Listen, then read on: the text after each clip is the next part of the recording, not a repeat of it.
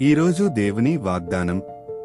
నా కారణంగా ప్రజలు నిన్ను అవమానించినప్పుడు, హింసించినప్పుడు, నీపై అన్ని రకాల దుష్టత్వాన్ని అబద్ధంగా చెప్పినప్పుడు నీవు ఆశీర్వదించబడతావు. మత్తయి 5:11. యేసు ఈ వాగ్దానాన్ని తన బోధలలో మత్తయి 5:11 ఇచ్చాడు. విశ్వాసం కారణంగా అవమానాలను భరించేవారు దేవుని దృష్టిలో ఆశీర్వదించబడతారని స్పష్టం చేస్తూ, మీరు దేవుని కోసం నిలబడినప్పుడు ప్రపంచం మిమ్మల్ని ద్వేషించవచ్చు లేదా తప్పుగా మాట్లాడవచ్చు, కానీ దేవుడు మీ బాధలను చూస్తాడు. ఆయన మీ విశ్వాసాన్ని గౌరవిస్తాడు మరియు ఆధ్యాత్మిక ఆశీర్వాదాలతో మిమ్మల్ని ఉన్నతం చేస్తాడు. ఇది భూమిపై జరిగే అవమానాల కంటే ఎక్కువ విలువైనది.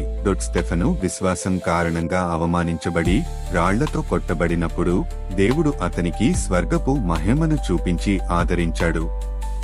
చిన్న ప్రార్థన చేసుకుందాం. దేవా, ఈ వాగ్దానం నా జీవితంలో నెరవేర్చండి.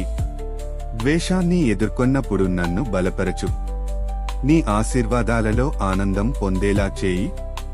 యేసు నామంలో అడుగుతున్నాం తండ్రి, ఆమేన్.